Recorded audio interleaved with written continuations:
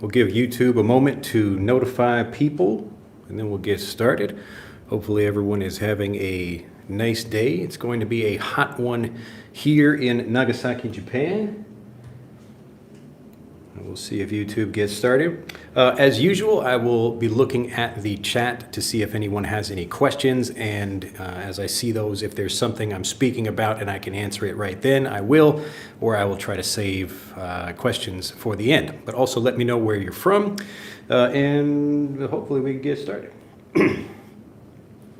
All right, I think we're going. All right, I am Drew Badger, the founder of EnglishAnyone.com and the English Fluency Guide. Welcome to another live video here on YouTube. Today we're going to talk about fluency, and I want to cover a very specific point about fluency. In the previous video, I talked about another one. You should go back and watch that as well, but this is answering another kind of question about how people get fluent and why a lot of people struggle despite knowing many words. All right, so nice to see everybody there. I'll keep my eye on the chat. George, Soy, Mohammed, and Soy again. Look at that, giving me a hello and a hi. Very good. Well, Tsubasa, nice to see you there. Ohayou gozaimasu. Let's get the party started. All right. So one of the big problems people have that I talked about in the previous video was that, I believe it was the previous video, was that people were asking me if just listening will get you fluent. And I was trying to say that or I did say actually, the goal is not just listening, the point is to understand the language. And so understanding through listening or seeing something or tasting it or whatever, you need to use all of your senses in order to get fluent. And so in this video, what I'd like to talk about is vocabulary and why people spend a lot of time learning vocabulary but still don't become fluent. So let me just make this point very clear right at the beginning of the video. This is going to sound a little bit funny or a little bit weird or odd. I usually do things a little bit differently here, but this is a very important point to remember if you want to speak fluently, and that is fluency does not come. So fluency does not come from words. And if fluency does not come from words, where does it come from? Well, very carefully here, we have to pay attention. It comes from your relationship with words, okay? So it's your relationship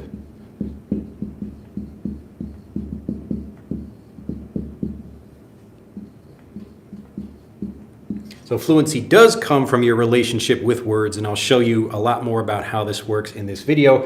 But this basically explains why a lot of people can know a lot of words and still struggle to speak. Basically, they have a lot of words. It's like knowing a lot of people, but not having a very good relationship with them. So even if I have like I live in an area and have many people who know who I am, but they all hate me, then I'm not going to have very many friends, and I'm going to have probably a difficult time if I need some help or something like that. But if I have a few friends and they're really close with me, we have a very good relationship, I can call them if I need some help or they can call me, then I'm probably going to have a very good time where I'm living. All right, so the point about vocabulary is, yes, it's important, it's the foundation of speaking, but that's not the end. So if you have a bad relationship with the words, and this basically means you don't know them very well, then of course you're not going to be able to speak. Now, I've covered this quite a bit in different ways. Hopefully this video will make the point even clearer, especially for new people who join the channel. We have new people visiting us, joining us all the time, and so I don't mind repeating this. It's always good review for the people who have been following me for a long time. Anyway, all right, so I'm going to talk about this and give an example of this with this book over here. People have enjoyed the few videos I've done talking about books, and I want to talk about this. This is another really good example with a children's book, and the point here is just to give you one example of how this works with a single book. But you can get many different examples that help you understand words, but I really want to help you understand, like, when you think about learning with a book specifically, you can think about a textbook. Maybe you have an idea in your mind of what a textbook is. A textbook is probably going to give you lots of information and maybe cover each thing a little bit, So especially a language textbook, you will have maybe 50 grammar points or something. So each page will list something. It will explain what it means and then maybe give you a few examples and then move on to the next thing. So you don't really get a lot of review and you don't really understand that thing very well. Maybe you get a logical understanding of something, but you're not able to use it fluently when you speak. And that's because you haven't developed a good relationship with the words. I know this sounds like an odd thing to say, but your relationship with the words, it's how well you understand the vocabulary. Can you use the vocabulary in different ways? Do you know how it could be, maybe I want to use a word in one situation or use it in another? I'll tell a quick story about this. I think I shared this a few months ago, but it's worth telling again. But I usually go to what do you call it in English? It's basically a hot spring it's basically a public bath. So in Japan, there are many public baths and you can go to these and, have a meal and sit and, work or sleep or whatever, and you can go into the bath. So Japanese have lots of hot springs because of the geothermal, lots of, warm. I don't want to explain all the geography, but Japan is on the ring of fire, so they get lots of like volcanoes and earthquakes and things like that, and that produces a lot of heat. So we get lots of hot springs, and so many places in Japan have hot springs. Anyway, so this one place I go to, they used to, for a long time, or they still do, they still often or they offer some free drinks, like you can get tea or water, other things like that. And they have one of those little drink machines. So here's the drink machine over here. You put your cup under that and you get your free water or whatever.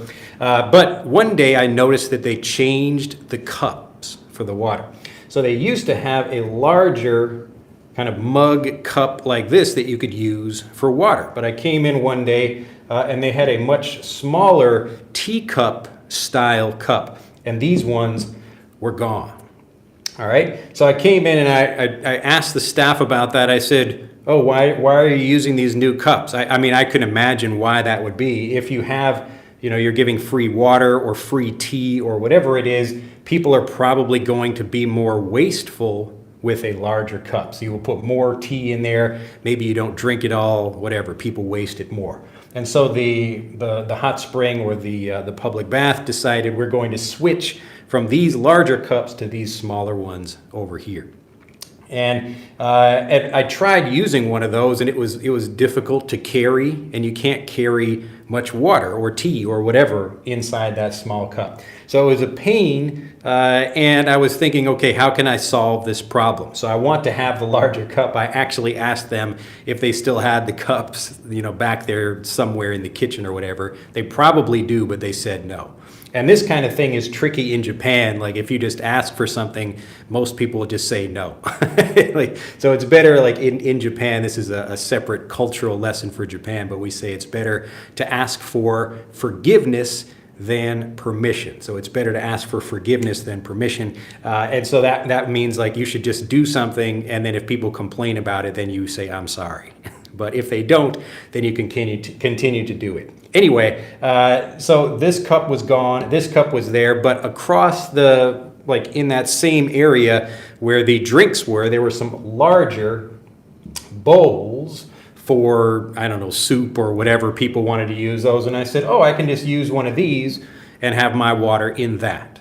All right. So here I'm being a little bit creative and not thinking like, well, this is the only thing I can use because it's right here next to the drinks. I can just take one of these and use that instead. And that's because I'm not thinking about the cup by itself. I'm thinking about what is the solution to the problem. And in this case, the solution is use this other bowl that's much larger. It's basically a large teacup. All right. And so my relationship with this, the reason I'm telling this story is because it's exactly the same thing with vocabulary. A lot of learners, they have like a teacup like this, they have a single word or something they've learned, maybe through a definition or a translation, but they don't really feel confident using it. But for me, I'm just thinking about what I need to actually solve the problem, and I could use this cup or I could use this other one over here.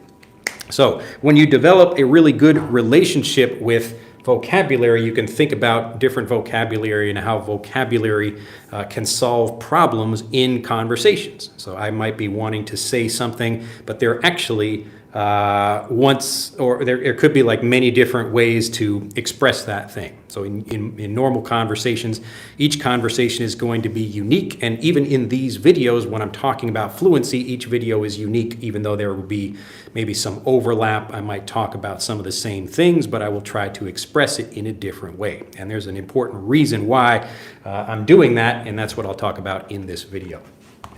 All right, so anyway, before we get into the book, let me look at chat right quick to see if anybody had any questions. And I think we should be ready to go. Let's see. So Silvana says, hello, thank you for your class. It's my pleasure. If you are enjoying the video, do click the like button and share the video with anyone else who might be interested in learning English the native way. Cam, nice to see you again from Thailand. Meds, it is me, Saeed. Let's see, and Small or Smale. Hello, Professor. Mom says, thanks for having time for us in this nice and sunny day. Yeah, it's my pleasure. Sakita says, greetings from Poland. Eklund, hello. Drew Paris says, hi. And again, let's see, Sunland, good evening from Morocco. And let's see, I'm so happy it's my first time joining your live from the beginning. Yes, it's okay. Remember, if you don't join the live, you can still get the same benefit from the lesson. You're just watching it later, which is fine as well. And it's actually good to review these things more than once. Miles says, familiar. Yes, that's the key word here, what we're talking about in this video. Nice to see you. So Elmo says, good morning from Borneo. Oh, that's cool. I've never been to Borneo before. It looks like an interesting place. And Ben Hur. Wow, Ben Hur is over here. That's pretty cool. From Brazil. Andres says, amazing. Please do more videos. Well, we've got plenty. We've probably got more than enough for people to enjoy and learn and get fluent with. But I continue to refine my ideas and try to explain things maybe in simpler ways or as short as possible. I really do try. I think about that a lot. Yashzak says, you work as a catalyst in my English speaking. Love from Pakistan. Well, it's my pleasure. I'm happy to help.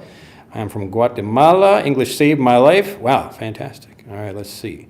Is there any solution of slow reading? Oh, you mean like reading slowly? Yeah, I have the same problem in Japanese, and the only way to really overcome that is just to get lots of practice with it. So there's, it's similar to how you develop fluency with speaking. So my spoken Japanese is much better, much faster, much smoother than my reading. So my older daughter can read better than me. She can read very well, and she just gets way more practice and exposure to the language. So we have to make choices, but in general, if you want to get better at reading, you just have to do more of it. Let's see. Sun says, morning, guy. Andres, explain why English saved your life.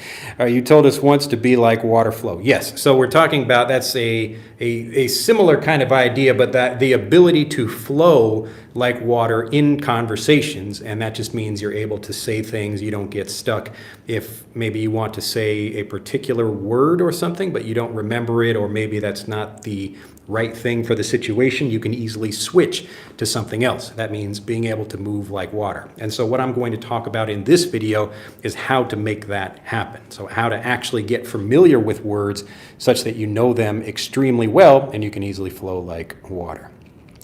Let's see, Tuck says, hi, hello. And from Malaysia, Glenna says, good morning from Vietnam. And H. Ray from Osaka. And let's see, Felix says hello from Paraguay. Marcia says, from New Jersey. And Baka says, teacher, I'm from Sudan. I'm currently working, what does that say? On overcoming thinking in my native language during conversation. Yes, this will help you do that. Edison says, hello, teacher. You are the best. I'm from Costa Rica, and you have been studying English with your course. I love it. Glad to hear it. If you know other people who would enjoy what we do share it. Do tell other people, hey, join the program. I think you are good at drawing. Let's see. Please give us more about understanding the Aussie accent. Well, there are plenty of people, even on YouTube, that can help you understand specifically sounding like an Australian that kind of typical Australian accent, if you want to sound like that. I don't focus on that because I'm not from Australia, but we do have Australians in Fluent for Life because I know people even in the United States will still hear Australians. All right, so let's talk about this. And I brought today, would you rather be a bullfrog? And this is a native textbook, even though English children, so like little kids in the United States, would not call this a textbook. That's exactly what it is, but this is the actual kind of textbook I would recommend for people who want to get fluent. And the reason I recommend this is because it gives you lots of naturally varied review. Now, what do I mean by that? For people who are new to the channel, naturally varied review is when we actually take something and we play with the language. We get a maybe particular grammar point or some phrase or whatever the vocabulary is, and we look at it, we get lots of varied examples rather than hearing exactly the same thing again and again, which is really boring. So one of the reasons that people do not want to review, even though they need to review to develop a better relationship with their vocabulary, they need to know that vocabulary better. I'm like a vocabulary counselor, like a marriage counselor, helping people have a better relationship with their words. But let me show you exactly how this works. So this book is called Would You Rather Be a Bullfrog? And this would you rather, it's just, a pretty simple idea. Even, again, this is for young children. Let's see if there's a recommended age for this book. I don't know if it mentions that or not. But, I started reading things like this to my girls when they were 3 years old or something like that. And even if they don't understand everything, it's okay. I continue to give them more exposure to the language, and that's what helps them build fluency. So remember, the fluency is not in the words themselves, it's in your relationship with the words. The words don't really do anything. It's you being able to control the words, use the words, how well you know the words. So let's go through the book, and I'll show you why this is a really good example of the perfect kind of textbook, what I would actually recommend people learn with. And I also want to make the point clear, I'm showing this with a book because it's easy to stop and read it and look at different pages, but you would do the same thing with video or audio or anything else. So you'll notice this is a short thing. It's focusing on a particular topic, and it's giving us many varied examples. So this will kind of just lead you through the vocabulary, and even if maybe one example is a little bit hard to understand, as you continue to get more, you will really feel, I'm really starting to know the vocabulary and really understand how this works. So would you rather be a bullfrog? So the grammar point here, or the particular pattern, the language pattern for this book is, would you rather? All right, so you're asking a question of someone like, would you rather have pasta or pizza? Or would you rather be a sports star or an astronaut? Or would you rather whatever? So you can think about these different things, and we're asking kids, it's just a way of talking about this thing or that thing. All right? Would you rather be a bullfrog? So a bullfrog is like a large frog like this.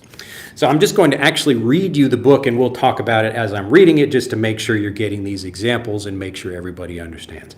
So tell me, would you rather be a bullfrog or a butterfly? Would you rather be a bullfrog or a butterfly? Would you rather be a bullfrog or a butterfly? All right, so very simple question, straightforward. And then we have another related question. It is, which one would you rather be?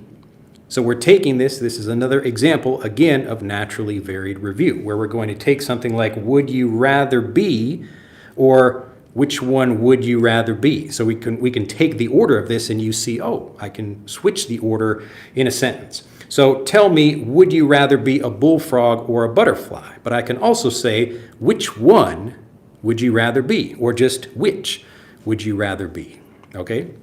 So you might have heard also the expression, like, which would you like to be? This is just asking, like, if you could be this or you could be that, which one? All right, so very simple. But notice how they're taking the same thing and they're just repeating it, but in varied ways. So it's not actual, just like we wouldn't have a book where it just repeats the same question over and over again. Nobody wants to read that, but people do want to get the kind of idea and then hear this in lots of different ways with many different examples. So come on now, tell me why. So which would you rather be and why? Tell me, would you rather be a minnow? So a minnow is a tiny fish, a minnow. So minnow here, or a whale. Would you rather be a minnow or a whale? A whale? And tell me, would you rather be a hammer or a nail? So part of this here is also the rhyming. This is a Dr. Seuss book, so very common. I've talked about some other Dr. Seuss books on our videos. But the basic idea for Dr. Seuss is that he will have some odd words in there, but he uses lots of very simple language and plays with the language in interesting ways, and also has many rhymes. So you can hear something again. So, and tell me, would you rather be a hammer or a nail? Would you rather be a hammer or a nail? So he rhymes. We've got whale and nail over here. So this one, this actual spelling, if you're interested in pronunciation, so you're getting to hear things and you understand how we should say the word, even though the spelling rule is different for these two. So whale here, W-H-A-L-E. This is a magic E or silent E word. So we've got W, A, L, and then silent E at the end. And this one is a long A sound, so it's the same A sound, but this one is N, and the A-I becomes A. N, A, L, nail. So would you rather be a hammer or a nail? A hammer or a nail? Would you rather have a feather or a bushy tail behind? So a bushy tail, so now we can see the difference, like maybe we have a bushy tail, it looks like a bush, or we could have a thin tail, something like that. So you can look at the picture and actually see it's not just like a little thin, stringy tail, we've got a bushy tail. And often in these children's books, we would have examples like this where children can see the difference and they learn the difference by just seeing it. Remember that vocabulary, we're trying to connect the sound or the word with the meaning, so whatever that is. So we're looking at a big, bushy tail, so a tail like a bush. Or would you rather have a feather? So which would feel the best on you? So now we have a slightly different version of the question, which would feel the best? So which would be best? Which would go best? Which would be the best? So which would feel the best on you? So if you had a feather or a big bushy tail, which would feel better? Which would feel the best? Come on, make up your mind. And make up your mind is to choose something. So this is another way that, again, even a young child, a young English-speaking child is learning, hey, make a choice. And another way of saying this, a very common way of saying this is make up your mind. All right, so if you often are watching maybe movies or TV shows, you will hear people say like, I can't choose, I can't make up my mind. I can't maybe decide what I want to do. Like, should I go to this college or that college, or I don't know what I want to do for dinner. Make up your mind, all right? So you can tell someone to make up their mind, or she needs to make up her mind. I'm talking about my kids, they need to choose something. But you can also just think about that for yourself. Like, I need to make up my mind. You need to make up your mind. And would you rather be a cactus or a toadstool? And a toadstool is just another word for mushroom. So you've probably heard the word mushroom before, but you can think about, wow, a toadstool. That's an interesting way to describe it. But if you think about what a toadstool is, a regular stool, like if I can just draw this, again, my drawing isn't the best, but if we think about a regular stool, just, something like this, a little chair that you sit on, usually a stool does not have a back. Sometimes they do, but in general, it's just a little chair like this. But you can imagine a little frog. Oh man, I'm not going to draw this very well at all. See if I can draw a frog on here. Here's a frog. Let's see, you can draw like Kermit the Frog here. So this is supposed to be a frog sitting on a little stool. And so we can hear about, a toadstool in the same way. Here's a mushroom, it's the same idea, and a little frog sitting on that. So a toadstool. All right, pretty easy to understand. So as you're learning this, you're hearing different ways of saying things. So not only the variation of the question itself, but we're getting different variations on ways of expressing things. So if I tell my child, hey, you need to pick something, you need to choose something, you need to make up your mind, make up your mind. all right? Or I could say a mushroom or a toadstool or a rose. And which would look best on you? Now, this is another similar kind of question, like which would you rather have or which would feel the best on you? But this is saying which one would look the best on you. And this is a common question. Maybe if you go shopping and I'm looking at two different shirts, and you say, oh, which one looks better on me, or which would be the best for me, like a blue shirt or a black shirt or a yellow shirt, something like that. Which would be best, or which would fit me best, all right? And the long or the shortest nose, or the shortish, excuse me, a shortish, like, so we have a longer nose or a shorter nose. Which would you like? Which would be better for you? Think now, would you rather be a rooster or a hen? So we have two chickens here. The rooster is the male chicken and the hen is the female. And then we have, how would you like to lay an egg every now and then? Every now and then. So sometimes would you like to lay an egg sometimes, or other times. So if you are a hen, would you like to do that? All right, so we hear would you like, and then how would you like?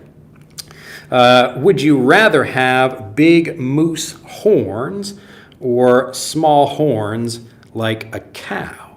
Would you rather have big moose horns? These are typically called antlers. So Seuss is using the word horns here, but these are actually called antlers. So it's a similar kind of thing where instead of having one little pointy thing that comes out like a horn, we have many that come out like here. So usually deer or a moose would have antlers, not horns. This is so important, and I want to know right now. Would you rather be a blugelbird? So a blugelbird, this is just a nonsense Dr. Seuss kind of, it's not the name of an actual bird. And this is one of the things, as you're learning this as a child, you know that like there is no such thing as a blugelbird. It's just a funny name that Dr. Seuss uses. But this is harder to know when you were learning by yourself and you're thinking, well, is a blugelbird an actual thing? It is not. It's just the kind of funny name that Dr. Seuss uses, and he creates lots of funny words like this. So, would you rather be a blugelbird and fly around and sing? So we have sing over here. Or would you rather be a bumblebee? A bumblebee is a real thing. And fly around and sting. So we have sing and sting over here. Also, it's interesting with the bee, the stinger is over here on the butt, really. But and tell me, would you rather be a table or a chair? And now tell me, would you rather have green or purple hair? All right, everybody getting it? Pretty simple. Would you rather be a clarinet? So this kind of, it's like a little woodwind instrument, a clarinet, or a trombone, or a drum? How would you like to have someone going boom, boom on your tum? So this is like your tummy, another child word that kids or mothers often use, like your tummy. Do you have a tummy ache? So is there something wrong with your stomach? Remember, again, as you're learning things in English, there are different kinds of English for different people or different situations. So adults speak one way and children speak another. So same thing for me as I'm learning Japanese. I learn like children have a different word for feet than an adult would. All right, so that it becomes an interesting thing, and that really helps you learn more so you speak better in conversations. Now tell me, would you rather be a window or a door? And would you rather have more fun, would you have more fun if you had 6 feet or 164? So which would you rather have? Would you rather have 6 legs or 6 feet or 164 feet? These are real important questions, or really important questions. Come on, tell me please, would you rather be a soda? So do you want to become a soda? Would you rather be a soda or a piece of smelly cheese? Which would you rather be? Would you rather live in igloos? So this little ice house here, this is called an igloo. Or would you rather live in tents? Do you want to live in a tent? So you can see for both of these questions, like would you rather live in an igloo if we're talking about like one particular thing, or a tent, you can say that. Or just in general, would you rather live in igloos, like maybe not a specific kind of igloo, but just some igloo, or a tent? Would you rather live in that? Would you rather be a dollar bill or 97 cents? Would you rather be a dollar bill or 97 cents? And would you rather be a mermaid with a tail instead of feet? So here we are, we're making the sentence a little bit longer, a little bit more interesting. So I could say, would you rather be a mermaid or something else? But I'm going to add a little bit more. This is one of the things I talk about when I'm getting people fluent in Fluent for Life, is we want to add a little bit more. We want to change the sentences a little bit to make sure we're maybe expressing ourselves just a little bit more. So I could say, would you rather be a mermaid or a cat? Would you rather be a mermaid with a long tail or a cat? Okay, so I'm adding just a little bit more, make it a little bit more interesting, challenge myself, stretching myself. Or would you rather be a spook? So a spook is another word for a ghost. So would you rather be a spook and run around dressed in a sheet? So you want to scare people? Do you want to be dressed in a sheet? But notice both of these, so we could say, and would you rather be a mermaid or a spook? But notice we're trying to make this a little bit more interesting for kids, give them more information, and show them examples of how people would use these in real life. So, and would you rather be a mermaid with a tail instead of feet? Okay, so I could say, and would you rather be a mermaid? And would you rather be a mermaid with a tail? And would you rather be a mermaid with a tail instead of feet? I could even go on. I could continue saying more. Or would you rather be a spook? And I could stop there. Would you rather be a spook and run around dressed in a sheet? All right. So yes, people are already adding their own interesting examples into the chat. Very good. You get the idea. All right. Would you rather be a jellyfish, a sawfish, so this is an actual kind of fish, or a sardine? So sardine, that's these little kind of fish you often see in cans like this. All right, so now we're changing the example again. Would you rather be, instead of two things, we're looking at three or more. So would you rather be a jellyfish or a sawfish or a sardine? All right, and would you rather be this thing or that thing, or that thing, or like the thing that's in between? All right, so let me read this again. And would you rather be this thing or that? So this or that, or the thing that's in between. So in between these other two over here. All right, pretty easy. And that's the end of the book. All right, so notice as we're going through this, we're trying to look at basic sentences. We begin with a simple idea. We start to try to add some variation. It's really the same way you would introduce a player to a new video game, like the first level in the original Super Mario Brothers. So when we're starting that, we have to think, how do we introduce players to new concepts in the game? So we have to teach the player how to jump or what to do with an enemy. And so when you're learning about things like this, like in Super Mario Brothers as an example, you can actually watch YouTube videos talking about this. But one of the first things you learn when you're playing that game is you jump. Like you can jump from one thing to another. So Mario is running and he jumps up here, and the point is to jump to this other side over here. But sometimes the player can't control Mario very well and he falls down into this pit. But this pit is very forgiving. So it's nice, you don't actually die if you fall in here. You just, jump back out, or you jump that way and you try again. But later in the level, this pit is actually open. So if you fall down in it, you actually die. So you have to learn, how can I jump from here over to here? Okay, so in the same way, we're trying to take a basic concept or something which is just a language pattern and show it in different ways. That's the whole magic of how this works. So we've spent, let's see, what time is it? So about 30 minutes, a little bit around 30 minutes or so, talking about one children's book. That's it.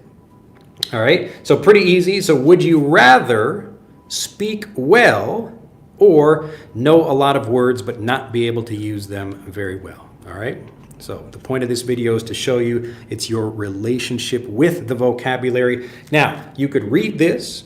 You could listen to me read it. You could find other people. I'm sure if you search YouTube, you will find other people. There are probably even this exact same book, other people just reading it normally. So I would recommend after you watch this video, you would go find someone else who is doing the same thing, maybe just a parent or a teacher who is reading, Would You Rather Be a Bullfrog? I'm sure it's on YouTube. Actually, let me check right now, see if that, I didn't bother to check that before the video, but I wouldn't be surprised. Let's see, would you rather be a bullfrog? And yes, there are. Of course, it looks like there are a few different versions of this on YouTube, and I'm just looking like very simply, but yes, other people are just reading the book. And so I would recommend after you listen to me, you go back and watch other people who are doing the same thing. So notice how what we're doing here, we're trying to give you the fluency trigger to help you understand what the vocabulary means. Then we combine that with the naturally varied review to give you even more examples. And even if you don't speak, you're still developing fluency automatically because it's the relationship you have with the vocabulary that gets you fluent. It's not the words themselves. If you understand something logically, but you don't really feel confident using it, that vocabulary is basically worthless. All right? You might understand it when other people are saying it, but if it's your turn to speak and you don't feel confident, you're wasting your time if you're just trying to learn more words. So I highly recommend, really, this is the exact same thing I do. I do this at home. Obviously, it's with Japanese material instead of English, but it's the exact same thing. So I'm looking for particular patterns, trying to understand them very well by reviewing them in different ways so it's not boring. And this is also preparing me for real conversations. So just like you're hearing me say this, you could read these words yourself, and then you could listen to other people saying the exact same thing. So just like I'm looking at these examples over here, there are a few people. You can also look for read aloud, or you will hear like out loud. And if you search for a book, like the name of a children's book, and read aloud, you will find that. And just usually if you just search for the book by itself, you should probably find it, especially if it's a popular book. But yes, you can also have a physical copy of the book. I like having the physical copies of the book. But the point is, that's how we review. So if I want to understand something, if I feel a little bit shy in conversations about this particular topic, so maybe I can say something else. I can say like, do you like this or do you like that? But this is a slightly more advanced version of that same thing. Would you rather? All right. So would you rather listen or speak? Would you rather play or do something else? Or would you rather be, like become something? Would you rather be a penguin or a, I don't know, a flamingo? Would you rather? Okay, so this helps you understand. This is a lot of questions, but you can also get this with answering those questions. So I would rather, let's see, which one would I like to do? Just looking at these examples here. So would I rather be a bullfrog or a butterfly? I would rather be a bullfrog. I would rather be a bullfrog. Or I can make the sentence about someone else. Would she or he or they, would they rather do something else? All right, so if I'm asking you all a question here, everybody watching, like, would you rather speak better or write better? So if you have to improve one skill, which would you rather do? All right, and then we also learn, so if you're seeing like particular examples of, let me just write this up here for you. So when you see I would rather, you can also see this shortened and hear this shortened as I'd. So I'd rather. So I'd rather do something. So I would rather or I'd rather. And you'll notice how this blends together. It's if we're going to replace the would, this becomes I, and then we leave a kind of space in here, and then it's like I'd rather. So this is the one rule for pronunciation I often talk about, and we're learning to blend the sounds by hearing how natives combine them. So this is one way, and as you're listening to these different examples, pay attention to that. So maybe the first time I listen to a read aloud story, so a book like this, just like you're listening to me read this, if you're listening to someone else, you can pick a specific thing to focus on for each time you listen. So maybe you're listening for just the words, just the pattern itself. But maybe the next time you listen, you're listening for how the words blend together. So do I say, would I rather, or I would rather, or is it I'd rather? I'd rather, I'd rather, I'd rather. All right? So as you pick those specific things, this is the whole purpose of focus and being specific and being systematic with how we learn. So we're not just learning random vocabulary by watching completely different YouTube videos about completely different topics. We're getting a couple of things, putting them together to help give us a really good relationship with our vocabulary, because it's the relationship with the vocabulary that lets you speak. All right, let me go back and look at chat, see if I had any questions. So the would you rather, would you rather, would you rather. All right, let's see, I think, all right. Let's see, Lewis says, no entiendo, entiendo. Yeah, my Spanish is pretty bad. No entiendo nada, pero aquí estoy. So like, I'm guessing that says like, I don't understand, but I'm here. It's okay. If you're just listening, that's fine. Although I recommend you listen to things that are a bit easier, like we have on our channel for the like beginning English grammar. Or if you're looking for something for beginners, I would watch that. But or also download Frederick. That's for beginners. I should have like the app to show you how it works. But if you click on the link in the description below this video, that will teach you English all in English. Richard says, I'm with you utterly. There are so many ways to express oneself in English, and it's a bit tough for learners to comprehend some expressions. And yes, a lot of people get stuck at that point. So there's something you want to say and hear all these different ways of doing it. So people do nothing and they get stuck. All right. So what a native does is they're thinking like, okay, maybe this isn't perfect, but I'll just say that. And nobody will really care. I'm probably going to say something correct, even though maybe it's not the best thing I could say, but people will continue to speak that way. So I do the same thing right now as I'm speaking. So if I had time to think and plan exactly what I want to say, maybe I would write it down. And it's different, like me making a guide or the kind of videos where I'm not just talking like this. I'm just taking my time and trying to think of how I would express something and think, oh, that's a good way to say it, or that's not good, and I go back and edit things. Real speech is not like that. You need to actually just have a good, you can think about all these different ways of expressing it, like you've got different, arrows or something in your quiver. So the quiver is the little bag or box that holds the arrows. So I have lots of different ways of expressing myself, and even if something might not be perfect, or I think about a better way to express it later, it's fine. Let's see, and Said says, I recently asked ChatGPT to give me a list of what native speakers will say when they are angry, and I am asking if that is okay. Yes. So again, like getting examples from ChatGPT, like asking for a range of different things is a good idea. So I do the same thing when I'm with ChatGPT. The tricky thing about ChatGPT is making sure it's correct. And so you can also get examples from just seeing people angry or surprised or whatever on YouTube, like actually seeing what natives are doing, or watching movies, that kind of thing. So the more variety, the greater variety you get, the faster you will get fluent. Let's see, Bir Singh, I have very much preposition confusion. Yeah, we search our channel for that. We've covered prepositions a lot. Fluent for Life also goes deep into many prepositions.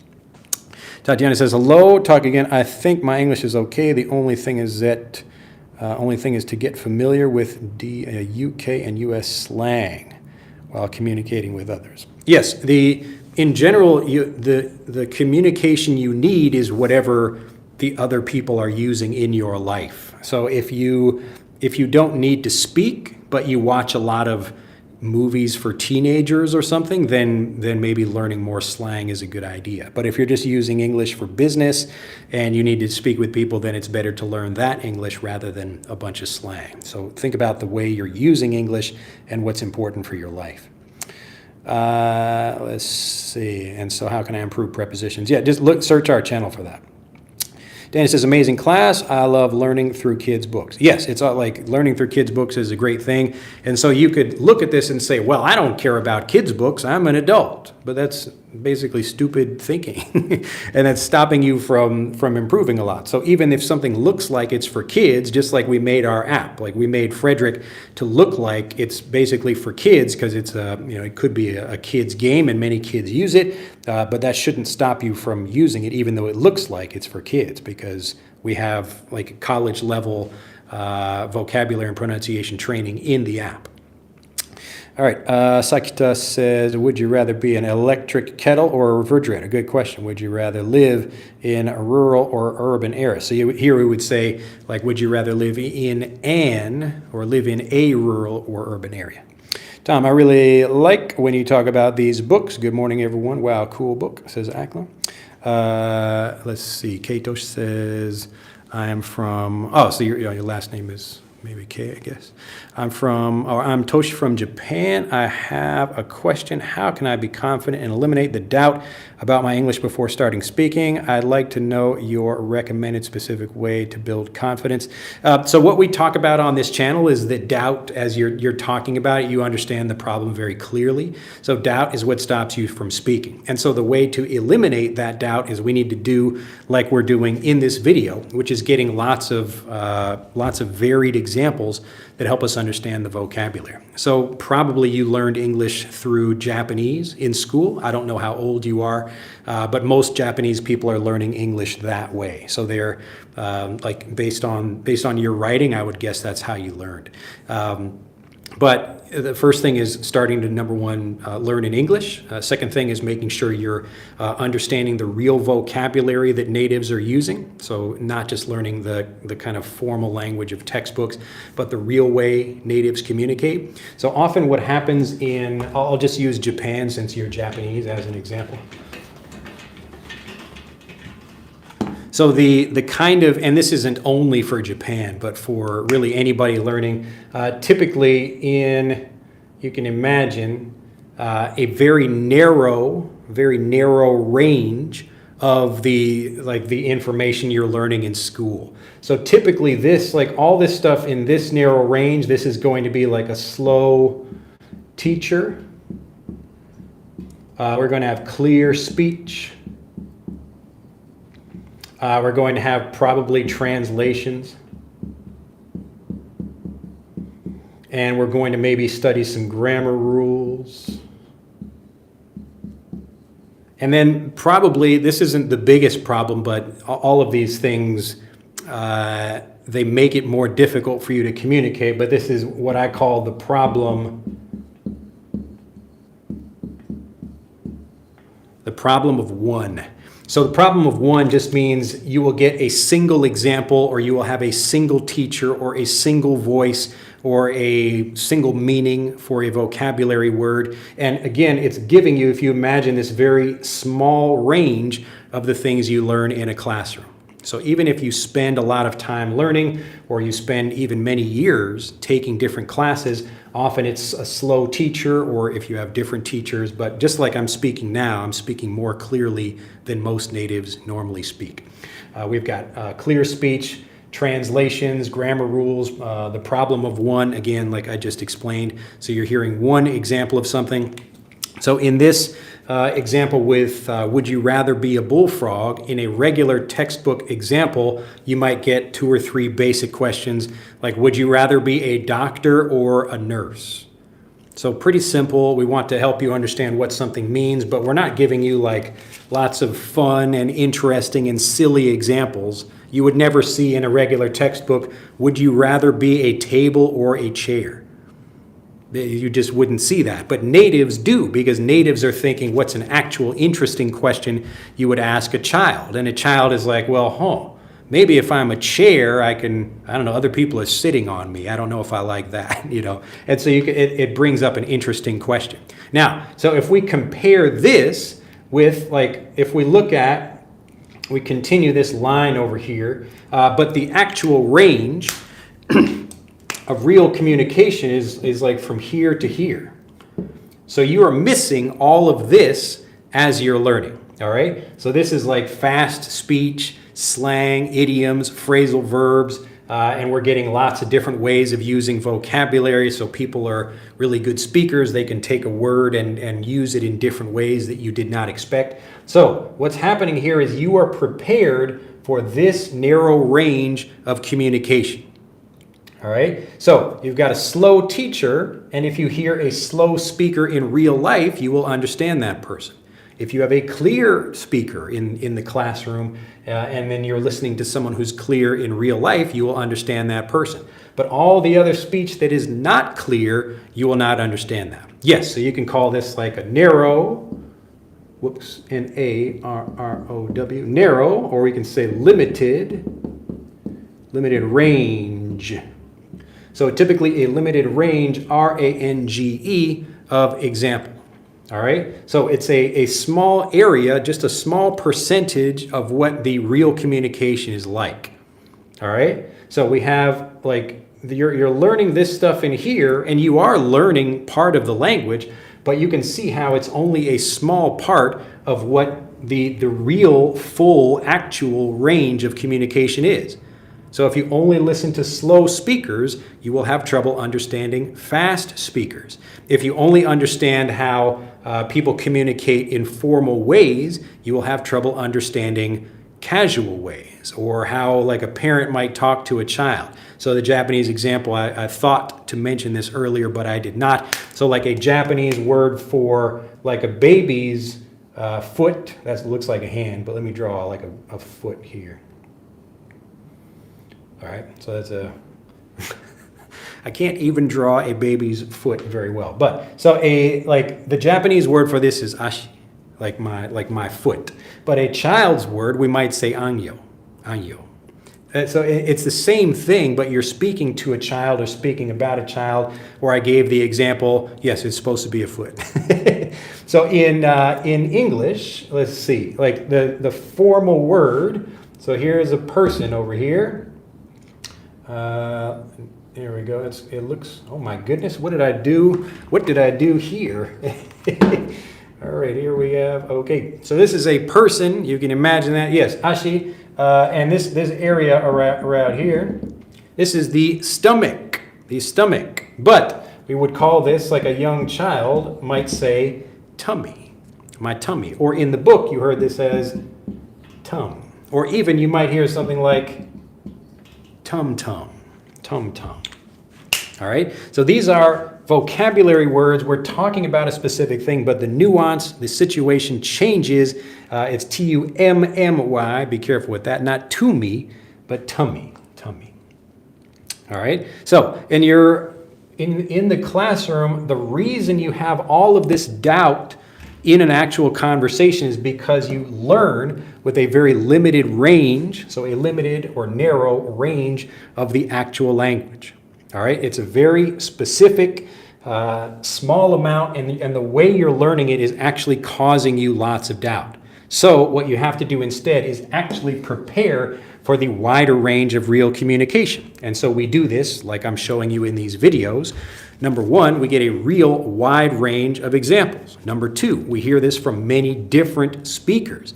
So not just me, that's why I'm recommending after you finish this video, you look for this same book, Would You Rather Be a Bullfrog? Search for that right here on YouTube, and I just looked for it. You will find lots of other people. I don't know how many examples there are, but it's a pretty common book. It looks like at least like, I don't know, 6, 10 examples of this same book, different people reading it. And as you listen to those different people, you would think, oh, my pronunciation is actually improving because I'm learning how to say things with my own English voice, rather than just sounding like Drew or sounding like any other particular person. So in real life, you're not just hearing one speaker. It's not just a classroom with one speaker, and especially in Japan, it's probably a Japanese person not really using the language exactly. Maybe they have pronunciation problems, and so this creates lots of errors in the way people learn, and that causes all the doubt. So if you feel doubt, that's what's taking your confidence away. It's because you're only learning this very narrow range of how the language actually works. But if you're learning all of this, and it's not difficult to learn this, you can do it in a very strategic way. This is what we do in Fluent for Life. So that's the whole point of the program, is to make sure you understand all of this and not just a very limited range that doesn't really give you the confidence to speak. So the fastest way you become fluent is to get rid of any of the doubts that stop you from speaking. That's how you do it. So we're trying to eliminate doubts, and we pick something like today we're just talking about would you rather be, and we're focusing on that, and this is what Fluent for Life does. So we're trying to take something like a particular topic. It could be talking about going to the hospital, or talking about family, or some kind of business topic, and going into detail and hearing how different natives talk about that. And as you get all these examples, you don't become fluent simply by speaking more. You get fluent by really understanding how natives would say those things. So just like you got fluent in Japanese, it's the exact same thing in English. Hopefully that makes sense, all right? So again, like we get new people coming to the channel all the time, and I need to continue reiterating this, repeating this thing, saying this thing again and again. And just like I did just now, I'm trying to give you different ways of saying things by not repeating myself, but by giving you naturally varied review. So it's all the same kind of thing, really helping to make sure we understand things very clearly, but then also getting lots of varied examples. So hearing how a child would say something can often be different from how an adult would say it, or if an adult is speaking in a casual way versus a professional way. Like I was at the bank, Japanese bank, a couple of days ago, and the bank staff is very formal, very specific with their Japanese, and it's a much different thing than if I go, talking to a friend of mine, like at his barbershop or whatever. All right, so you understand, like if I only get the very specific formal examples of something, I'm probably not going to be good at understanding casual speech. All right, let's keep rolling here. Good question though, but this let's see, what was your name again? If I can, what was that? Toshi. So yes, Toshi, your question, your issue is the same thing that pretty much everybody else has. And the reason is because of this. So how you learn is how you speak. All right. If you learn the way you speak, then you will obviously become a much more confident speaker, because you will understand the language better. Yeah, so Tom says, I want that book. So get it. I'm sure you can find copies of it online or in Amazon or wherever you buy your books. All right, let's see. Nils is back, or Sergio is here. Hi, teacher. I'm Sergio from Argentina. Vocabulary through reading helps a lot. Yes, but I'm trying to make it clear, like people will ask me if it's a good idea to read a novel.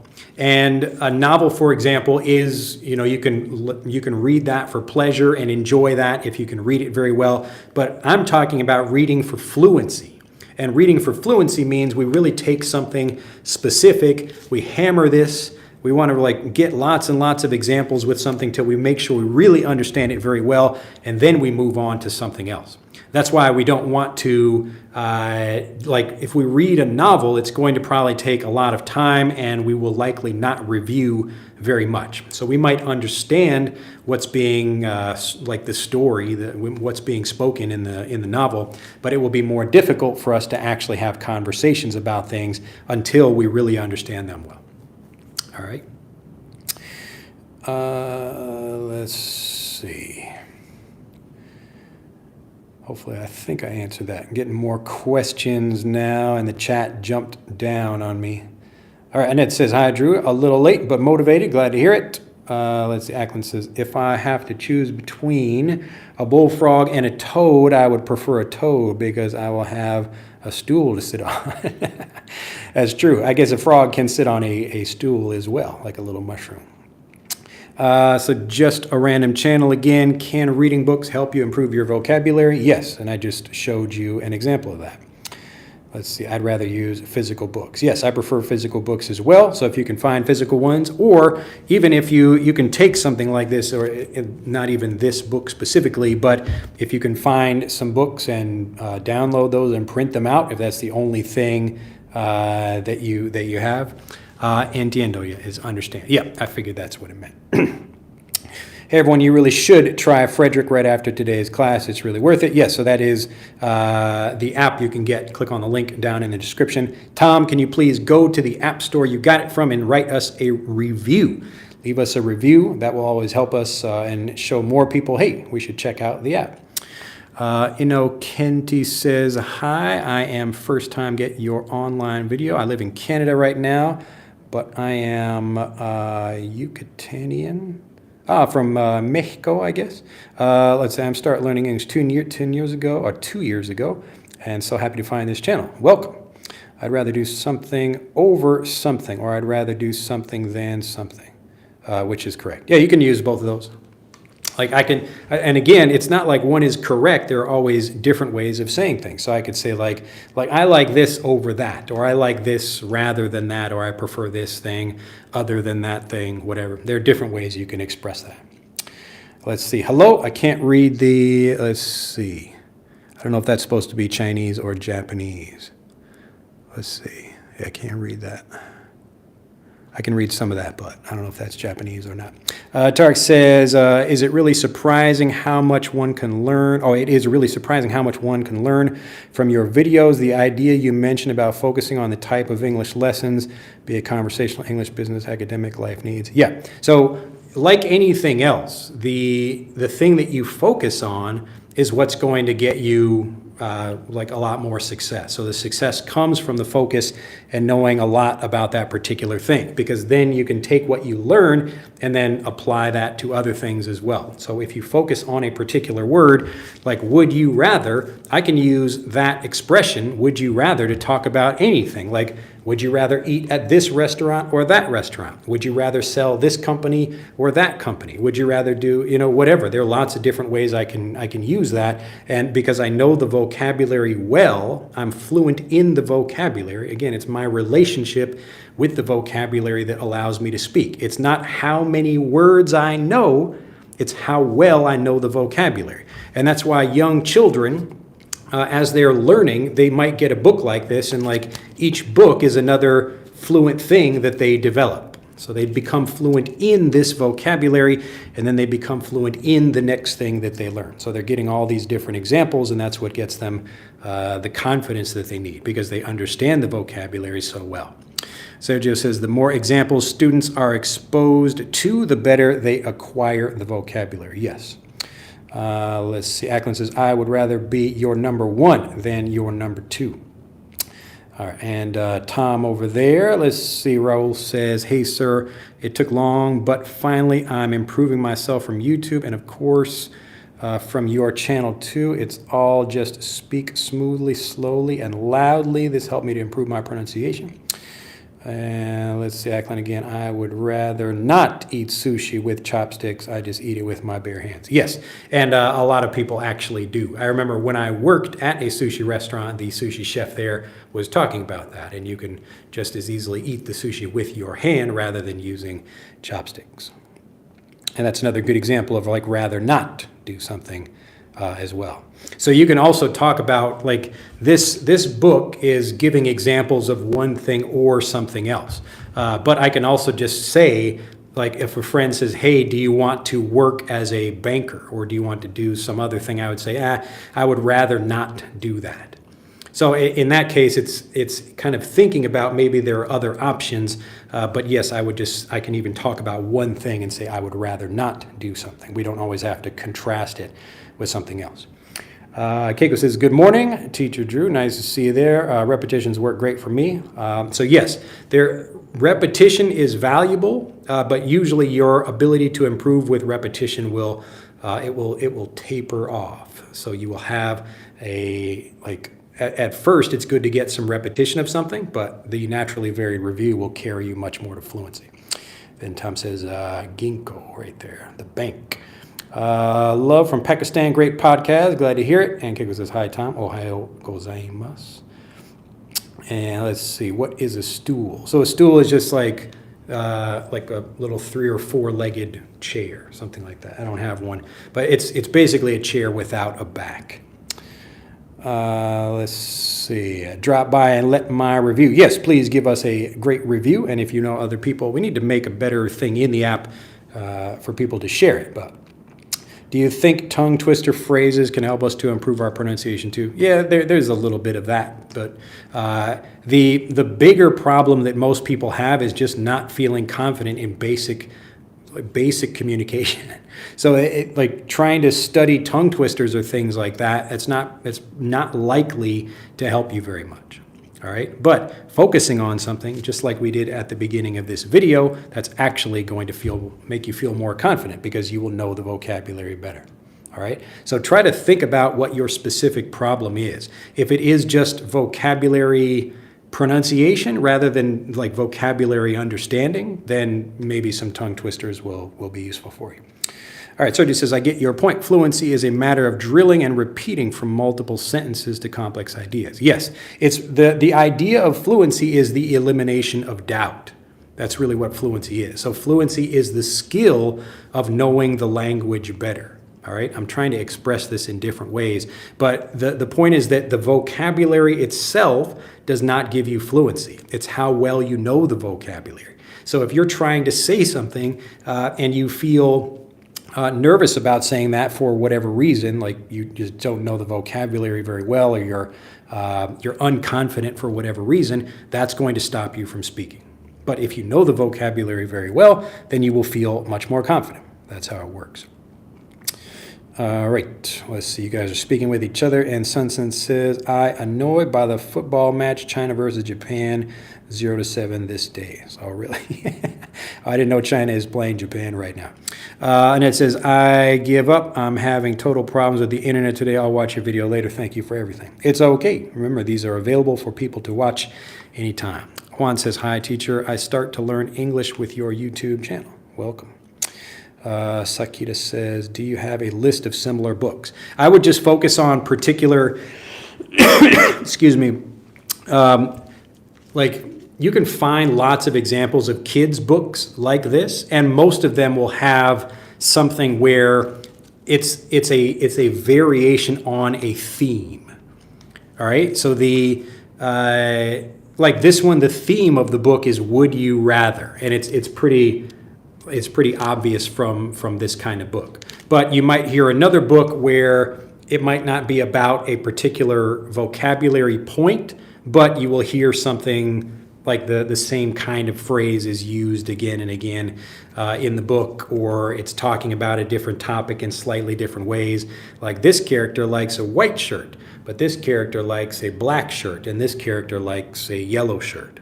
And often there will be this varied review, this naturally varied review, and people don't call it naturally varied review. That's what I call it, but that's basically what's happening. So it's not repetition. You're getting slightly different variations of things, and that's what helps you understand the vocabulary better. So, and this is not just reading the words, it's also hearing other people pronounce things. So if I only listen to one clear teacher, my pronunciation is not going to be very good because there will probably be a difference between the way I'm speaking and the way they're speaking. And even more, there will be a difference between how they are speaking and how the real, like everyday people actually speak. So if I only listen to very clear, easy English, like if I'm learning Japanese, I'm listening to clear Japanese, for example, then I will not develop my hearing to listen to actual Japanese people speaking. So if I go on YouTube and look up Japanese lessons, most of them are going to be very clear speakers. But if I just listen to some high school kids talking outside waiting for the bus, it's a completely different way of speaking. So I need to get exposure to both of those things. The teacher is going to be helpful for explaining things, making sure I understand the basic vocabulary, but I need to hear how natives are actually using these things in real life. All right. So it's not just getting only this very narrow range of the language. You need to get this whole range of the real language. All right. So the thing I found when I was learning Japanese and other languages is that everything I was doing about learning was very limited. So the kinds of learning, like the kinds of teachers I was learning with was very limited. The vocabulary was very limited, and the practice was very limited as well. So even if I had people to practice speaking with, I had no real way to speak with them because I wasn't learning the real language. But once I started learning all of this, and I got examples of native speakers actually speaking, then my understanding became much faster, or I came to understand things much faster, and that's how I became a fluent speaker in Japanese, but failed to become fluent in French and Spanish and Latin. So when I was learning those languages, and even when I began learning Japanese, it was learning Japanese like this. And I was wondering why is my experience so frustrating? Why am I learning things but not being able to communicate? And it's because I'm getting a limited version, a different version of the language than how people actually speak. So if I actually get examples of the way people really speak, I should be better prepared. That was my thinking, and that's what happened. So I started, I could still hear some examples from teachers or, some easier speech, but I started getting many more examples. Just like I'm recommending right now, after this video, go watch a few videos of other people reading this book. I promise it will improve your listening and pronunciation. Absolutely it will. All right, I think we got a few last comments here. Let's see. And yeah, so again, I don't have like a specific list of these books, but if you just look up kids' books or something, and you can usually find books on particular topics.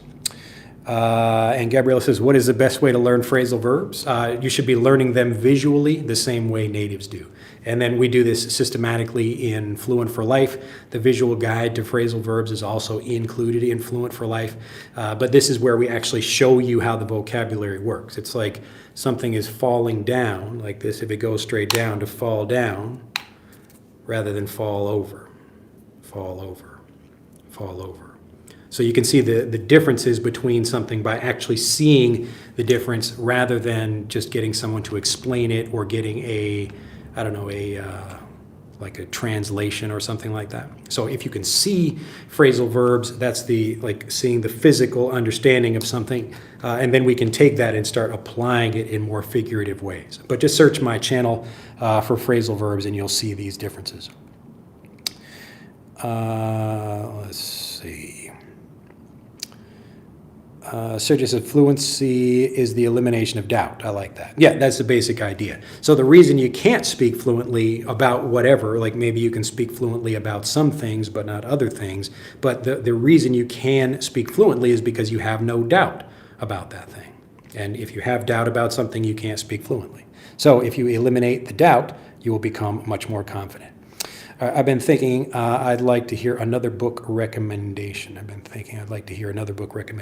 So if you go to Amazon Japan or Amazon whatever and just look for a book and then scroll down and see what did other people also get, you will probably find some like other Dr. Seuss books like this. But yeah, I mean, basically people are learning, teaching their kids these different language patterns, but they don't realize they're doing that. They just think about it as a story.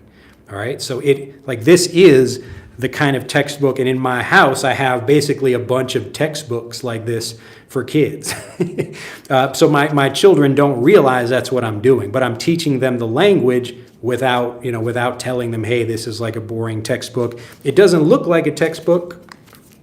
It looks like a lot of fun, doesn't it? And so kids are reading this like, oh, like, what do you think about this? And I'm asking my kids, particular questions about things as I'm reading it. I'm trying to give them lots of naturally varied review to make sure they understand the vocabulary very well.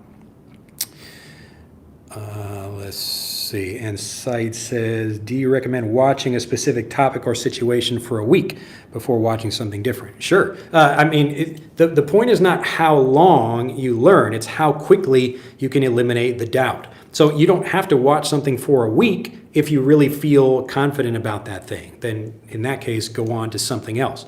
But if you're learning something and you don't get it, then try to come at that thing from a different angle. So if I watch one video about something and I don't really understand, maybe I should try a different video. So repeating the same video will probably not help me understand it better, but if I can get a different video about that thing, then that's the don't know, that's the thing I should do. So it just depends on how quickly you can eliminate the doubt. I think I've talked about this in other videos, but this idea of destroying the doubt, like that is the key to becoming fluent much faster.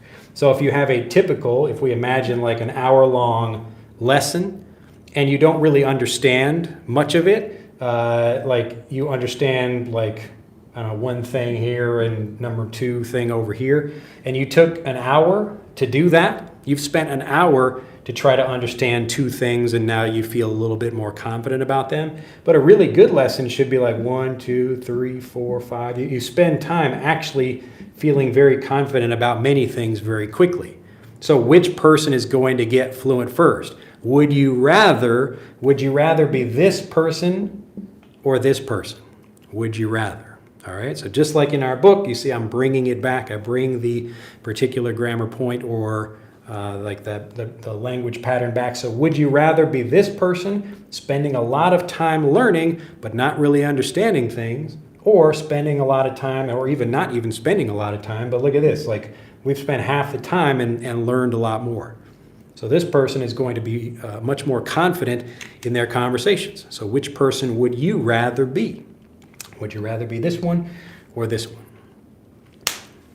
All right, it looks like we're almost done over here. And Tom says, yes, Fluent for Life, that's the name of the program. Ackland says, I pause at times when talking because sometimes words are not there at the exact time when you need them. Yes, and if you learn the way I'm telling you to learn, you will not have that problem.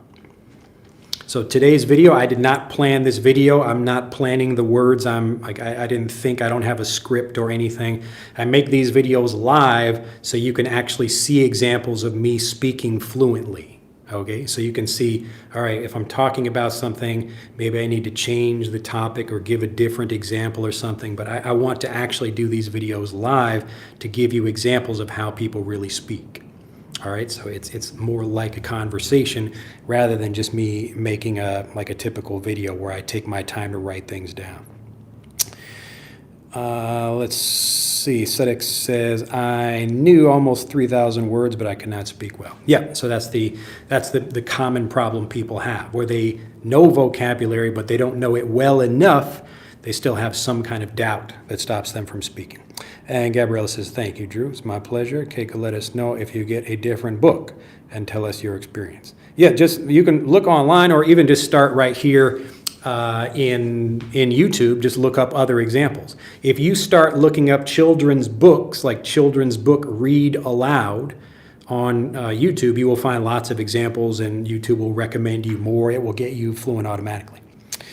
Let's see. Ackland says Dr. Seuss's books are very popular in the United States, I guess, the world. Yes. I don't know about the world, but I guess certainly in the United States. Yeah, very, very popular. And I've talked about a couple of those on this channel. All right, you guys are speaking to each other. Let's see. Hi, Drew and everybody. It says Kokadi. Asher says, is it true that if you think in English, it may help you? Well, thinking in English is the result of understanding in English. So it's like, think about it backwards, where if you understand something well, then you don't need to think in your native language. So the reason people translate over here, like their typical language lessons are hard to understand, and that's why the teachers use translations. So it's just a faster way. Okay, here's a word in English, here's a word in your native language, now remember that for the test. That's typically the way language classrooms work. And what I learned is that like in this, I was preparing for very specific communication situations. So I was preparing for specific rules or specific speaking patterns, but if you look at the actual range, the way people really speak, people don't always speak like that. So I might hear one way of speaking in a lesson, but people don't actually speak like that, or they speak in a different, whatever. They speak about a particular, I don't know, whatever the thing is, but there are typically many ways of talking about something. And that's why people will speak differently. So if you only get this narrow range of learning, then it will be more difficult for you in conversations. Let's see. I would rather be the second person. There you go.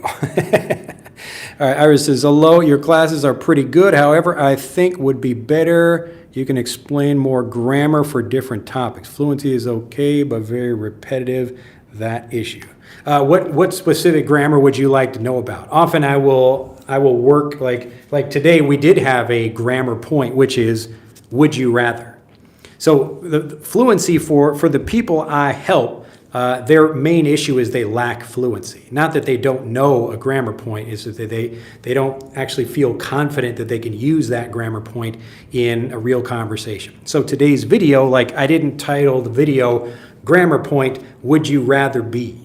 All right, so people might not be looking for that or whatever, it doesn't matter, but they are looking for fluency. So people actually want to speak, and if I can show people an example of this, so today is a grammar lesson. I could change the title of the video and it would be the exact same video. But the focus would be, oh, would you rather be? So today, class, we're going to talk about would you rather be. But I'm actually just showing you the same thing applies to anything. So lots of my videos, even though they are talking about fluency, they do cover various things like different vocabulary or different grammar points or whatever. All right, so don't worry about the like the topic of the video so much as the actual way I'm speaking, and if you pay attention to that, you will improve naturally. Let's see. Yes, it helps improve all kinds of English skills, doesn't it, teacher? Reading is important. Yes, so reading is very good, and the point is to help you understand things better. And it should be a combination of things that you do, like seeing real people speak. Let's see. Annie says, what can I do to stop procrastination about studying? Probably the reason people procrastinate typically is because they don't like the actual learning. But if you think about procrastinating, what are you doing instead of procrastinating? Most people are not just sitting in their room doing nothing. They're probably doing something else they enjoy. So what I recommend is that you do that thing that you enjoy in English, whatever that is. So if I like learning about cooking, I should watch some cooking shows in English. There's nothing to procrastinate for because I already enjoy the content. And again, most language lessons are not very good because they don't clear up all the doubt that people have. They're boring to learn with, and it's difficult for people to understand, so that's why people don't want to do them. So we call it procrastination, but it really just means that the lessons are actually not very good, and the lessons themselves should be motivating you to go back and watch the video. Now, I don't have lots of people watch my videos, but it's interesting to see people often come back to watch more videos because they're like enjoying what they're, whatever the video is. Maybe they like the way I'm speaking, or they feel like they're learning more. There's usually a reason why they come back. So I'm not forcing anybody to watch my videos. They're welcome to watch them or not watch them. But if I can make the language understandable, more people will probably want to watch my videos because they actually improve and they enjoy the feeling they get when they understand something better, and that allows them to speak. So it might like these specific YouTube videos, they're like, people might watch those and learn whatever, if it's a particular grammar point or something, but the point is people don't really procrastinate with the things they enjoy. So try to tie the language learning part with whatever it is you're actually interested in. You don't really care about, people don't really want lessons. They just want to understand the language so they can use it. And that's what I do in these videos. Good question, though. Where did that go? Okay, here we go. So, you guys are speaking to each other. Okay, look up or look for. So look up, if you're talking about searching for something, like looking things up in a dictionary, or looking up, like physically looking up, and looking for, like looking at phrasal verbs like this, it's much more helpful to get actual examples. Just search for our phrasal verb training, just look for that, and you'll see examples of things like this. Because if I just tell you, like, it's not like look up or look for, it depends on the situation. Just like most vocabulary. So you have to see things in action, and if I'm talking about looking something up in a dictionary, that's one way I might use that. But I might also look for something in a dictionary as well. So it's better to just get many examples, and I don't want to cover a bunch of that just for this specific thing right now, because I've covered these things already. All right, Tom says, learning grammar is easier than getting confidence to speak fluently. Well, it's really the same thing. It's just when people talk about learning grammar, they don't have a sense that they understand something very well, usually because they don't have enough examples of it. So I could explain something logically or give you a pattern, like a specific this word and then that word or something, and that thing will make it a little bit, I don't know, like logically you'll understand the thing, but will you be able to say it fluently? Probably not. And so just like I'm giving you, I could make this a grammar lesson and just say, would you rather be? All right, class, we begin with the word would, and then we're talking about a person, and then we use this word rather here, and I try to explain it, and maybe the even faster thing is just tell you what it means in your native language, whatever, give you a definition of it and some examples, and then we move on to something else. And you might understand it when you hear other people using it, you might recognize it, but you probably would still not feel very confident about saying it. And that's why I'm trying to give you a lot of examples so you develop a sense for what's correct. And that's because you've had so many examples, you really feel confident that you understand something well. So the idea of this video is, it's like understanding would you rather, but the bigger, more important point is that you should take this idea and apply it to other things that you learn. So this is what we do in Fluent for Life, and whether you learn with me or not, this is the way you're going to get fluent. All right, so not just understanding something logically or through a translation, but really making sure you understand that thing well. Ildar, nice to see you there. How's it going? It's going well. All right, Annie says thanks, and Meg says hi, Drew. Good morning from Brazil. Reading Diary of a Wimpy Kid. Yeah, so that's a thicker book, more like a shorter novel kind of thing. And if you're interested in that, again, you can read something like that for pleasure, and it will help you understand more. But if you're really trying to read for fluency, then the focus is it's what I would recommend more. So picking something shorter and easier. And Aglin says, Drew, do you still garden? Just wondering because that's the reason you said you wanted to, or you went to Japan to learn gardening, if I remember. Yes, I actually don't have a garden currently, but I'm always learning more about it. And when I do have one again, then I will do more with it. I think probably pretty soon I will maybe have some plants and things in my house. I want to do some maybe gardening with what I can on my little veranda. But I think I will start doing that now. All right, it looks like we've gone for about 80 minutes. And what time is it now? It's already 11. Oh my goodness, 11 o'clock.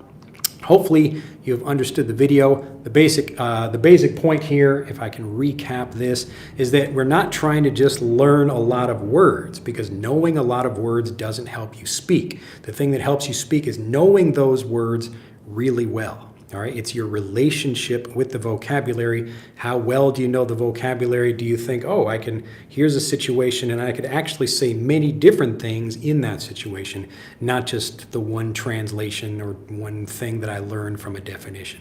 So as you get more exposure, and you get that exposure systematically, not just like a bunch of random English that you hear and like, okay, here's this one thing and maybe I'll remember that, and here's this other thing and maybe I'll remember that. Be systematic with how you learn. And if you have specific problems with grammar points or whatever, then focus on that. Pick the thing you're actually struggling with and focus on that, and that's what's going to get you fluent. All right, let's see. Saeed says, thanks a lot, my dear teacher. And we will leave it there. If you have enjoyed this video, do click the like button, share the video with anyone else, and you can click on the links in the description below this video to learn more about Frederick and Fluent for Life. So what we do here on YouTube is really trying to help you understand the principles, and obviously we teach you a lot about, even a particular grammar point or vocabulary, and there's been a lot in this video if you go back and watch it again. If you already knew everything I taught in this video, you probably don't need any lessons. But if you learned something today, especially vocabulary, different ways of speaking, then you're probably in the right place. But what we do with Fluent for Life is continue to teach you more and actually get you fluent automatically by systematically destroying all the doubts you have about fluency. Have a fantastic day, and I'll see you in the next video. Bye-bye.